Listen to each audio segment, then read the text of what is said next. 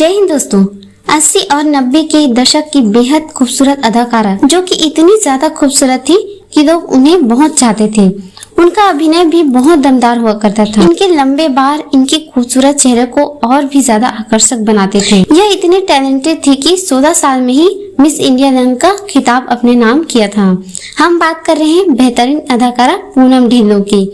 इनका जन्म 18 अप्रैल 1962 को उत्तर प्रदेश के कानपुर में हुआ था। इनके पिता का नाम अमरीक सिंह था जो कि एक एरोनॉटिक इंजीनियर थे।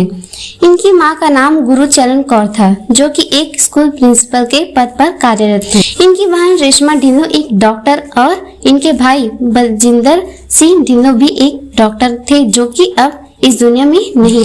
पूनम की शुरुआती शिक्षा चंडीगढ़ के करमल कन्वेंट स्कूल से पूरी। पूनम ने अपनी कॉलेज की शिक्षा चंडीगढ़ यूनिवर्सिटी से प्राप्त की। पूनम का मन पढ़ाई लिखाई में बहुत लगता था। उनके घर में सब पढ़े लिखे ही थे जिस कारण वह भी पढ़ाई लिखाई में अच्छी थी। पूनम एक डॉक्टर बनना चाहती थी। जिस तरह उनके भाई बहन डॉक्टर थे, पूनम ने 10वीं क्लास में ही मिस इंडिया यंग कॉन्टेस्ट में भाग लिया था और जीत भी हासिल की। जब यह कॉन्टेस्ट पूनम ने जीता था तब मिस इंडिया यंग खिताब जीतने के बाद उस समय पूनम ढिल्लों की बहुत सी फोटो खींच गई थी। एक दिन निर्माता निर्देशक यश चोपड़ा की नजर उनकी फोटो पर पड़ी। यश चोपड़ा को पूनम की फोटो बहुत ही अच्छी लगी। यश चोपड़ा एक फिल्म बना रहे थे। फिल्म थी त्रिशूल, जिसके लिए उन्होंने पूनम को ऑफर दिया तो पूनम ने इस ऑफर को ठुकरा दिया था क्योंकि उन्हें पढ़ाई करनी थी। लेकिन जब उनके एक पारिवारिक रिश्तेदार को यह बात पता चली तो उन्होंने पूनम और उसके परिवार वालों को समझाया कि आप यह क्या कर रहे हैं। लोग तो फिल्म करने के लिए कितनी कोशिश करते हैं और आप तो घर आए ऑफर को ठुकरा रहे हैं। उनके बहुत समझाने पर पूनम के माता पिता ने पूनम से कहा, ठीक है तुम काम कर सकती हो फिल्मों में, लेकिन केवल गर्मी की छुट्टियों में। जब स्कूल स्टार्ट हो जाए तो काम करना बंद करना होगा। माता पिता की शर्त पर पूनम ने फिल्म त्रिशूल में काम करने की हामी भर दी। तो इस तरह से पूनम की 1978 में आई फिल्म त्रिशूल उनकी पहली फिल्म रही। फिल्म त्रिशूल में अमिताभ बच्चन, शशि कपूर, संजीव कुमार जैसे बड़े अभिनेताओं के साथ में पूनम ने काम किया। त्रिशूल फिल्म में पूनम ने संजीव कुमार की बेटी बनी थी। इस फिल्म में पूनम के अपोजिट सचिन हीरो थे। इसी फिल्म का एक गाना जो कि पूनम के ऊपर फिल्माया गया था, गापू जी गम गम गम, उस समय का हिट गाना था। फिल्म त्रिशूल हिट रही। अब तो पूनम के पास ऑफर की भरमार सी हो गई, लेकिन पूनम ने मना कर दिया क्योंकि वह तो केवल शर्त पर ही काम कर रही थी, केवल छुट्टियों में। पूनम को तैयारी करनी थी डॉक्टर बनने के लिए, मेडिकल परीक्षा पास करने के लिए। पूनम के भाई ने पूनम को बहुत समझाया, तब कहीं जाकर पूनम ने यश चोपड़ा की फिल्म नूरी में काम करने की हामी भरी। फिल्म नूरी ने बहुत सफलता हासिल की। इस फिल्म के गीत भी बहुत चले। जब यह फिल्म हिट हो गई तो पूनम ने फैसला किया कि अब वह अभिनेत्री ही बनेगी। फिर क्या था, पूनम की फिल्मों की गाड़ी चल पड़ी और उस दौर के सभी अभिनेताओं के साथ पूनम ने काम किया।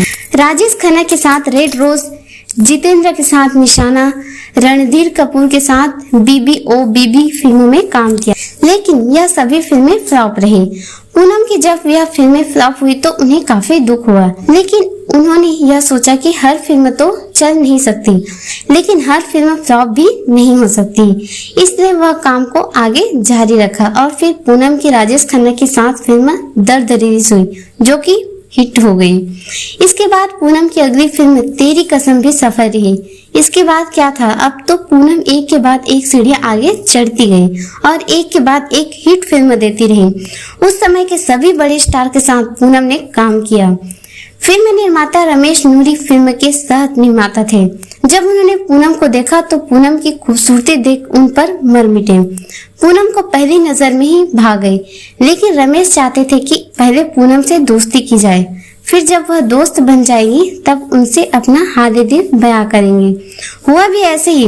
पूनम और रमेश एक अच्छे दोस्त बन गए, लेकिन रमेश कभी भी अपने दिल का हाल नहीं बयां कर सके, या यूं कहें कि उन्हें मौका ही नहीं मिला, जबकि पूनम के लिए वह उनके अच्छे दोस्त थे। लेकिन मीडिया वालों ने झूठी अफवाह उड़ा दी थी कि पूनम और रमेश ने सगाई कर ली है, परंतु इस अफवाह पर भी दोनों ने चुप रहना ही सही समझा। और जब एक दिन फिल्म मैगजीन में यश चोपड़ा और पूनम ढिल्लों की तस्वीर छपी तो मीडिया ने यह अफवाह उड़ा दी कि यश चोपड़ा और पूनम ढिल्लों एक दूसरे को डेट कर रहे हैं। हुआ यूँ था कि जब पूनम नई नई फिल्म इंडस्ट्री में आई थी तो यश चोपड़ा ने उन्हें रोकने के लिए अपने घर में एक कमरा दिया था, क्योंकि यश चोपड़ा ने ही पूनम को फिल्मों में ब्रेक दिया था। उनका कहना था कि पूनम के लिए यह शहर अनजान है, जब तक वह इस माहौल में ढल नहीं जाती वह यही रहेगी। पूनम को यश चोपड़ा सेट पर भी साथ ले जाया करते थे, जिस वजह से दोनों अक्सर साथ में ही दिखाई देते थे। लेकिन मीडिया को तो कुछ और ही चाहिए था। आखिरकार कुछ दिनों के बाद इस रिश्ते पर भी ब्रेक लग गया। जब पूनम ने अपना घर ले लिया 1980 के समय पूनम का करियर टॉप पर था। इस साल एक फिल्म की शूटिंग के समय पूनम की मुलाकात निर्माता निर्देशक राज सिप्पी से हुई। यह पहली बार था जब पूनम को राज से प्यार हो गया। राज को भी पूनम से प्यार हो गया।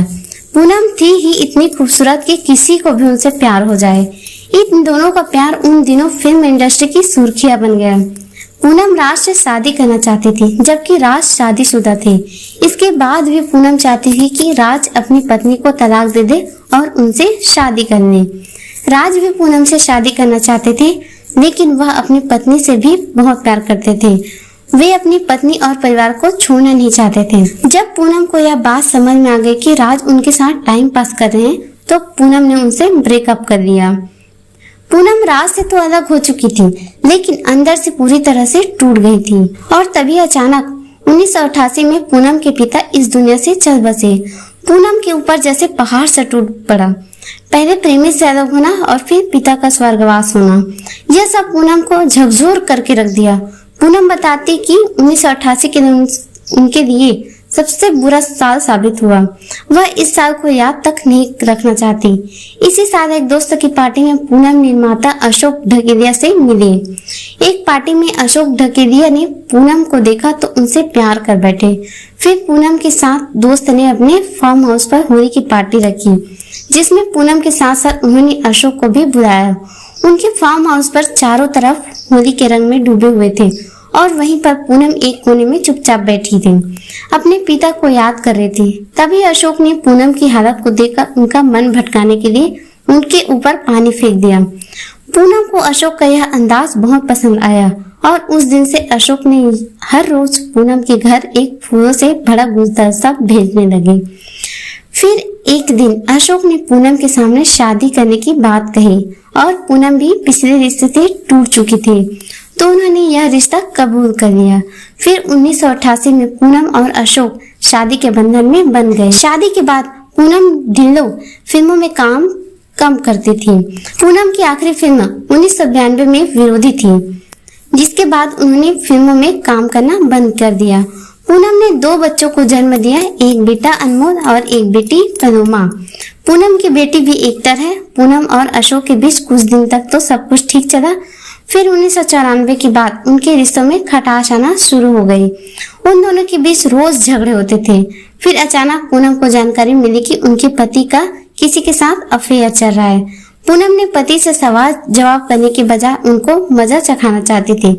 उन्होंने सोचा कि अगर मेरे होते हुए अशोक किसी और के साथ रिश्ते में है, तो अब मैं भी उन्हें वही जवाब दूंगी।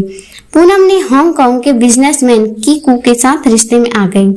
जब अशोक को यह जानकारी लगी तो उन दोनों के झगड़े और बढ़ गए। झगड़े ऐसे बढ़े कि दोनों को 1997 में तलाक देना पड़ गया। अब पूनम फिर से फिल्मों में वापसी करना चाहती थी और उन्होंने फिल्म जुदाई से फिल्म इंडस्ट्री में वापसी की। पूनम ने छोटे पर्दे पर 1995 में काम करना शुरू कर दिया। उनका पहला टीवी सीरियल था अंदाज। उन्होंने 2002 से लेकर 2004 तक किट्टी पार्टी के मंजू के किरदार में नजर आई। 2009 में बिग बॉस सीजन 3 में कंटेस्ट के रूप में नजर आई और सेकंड नंबर पर रही। 2013 में टीवी सीरियल एक नई पहचान में काम किया। फिर 2014 में कपिल शर्मा के शो में धर्मेंद्र के साथ अतिथि के रूप में दिखी। 2018 में दिल ही तो है सीरियल में काम किया। 2021 में पद्मनी कोल्हापुरी के साथ फिर से कपिल शर्मा के शो में अतिथि के रूप में दिखाई दी। पूनम ढिल्लों ने ही बॉलीवुड में मेकअप कार की शुरुआत की थी। पूनम ने वैनिटी नाम की कंपनी भी शुरू की, जो कि बॉलीवुड के कलाकारों को वैनिटी वैन देती थी। पूनम को फिल्म मनूरी के बेस्ट एक्ट्रेस का नॉमिनेशन मिला था। साल 2015 में सीरियल नई पहचान के लिए भी बेस्ट टेली अवार्ड मिला।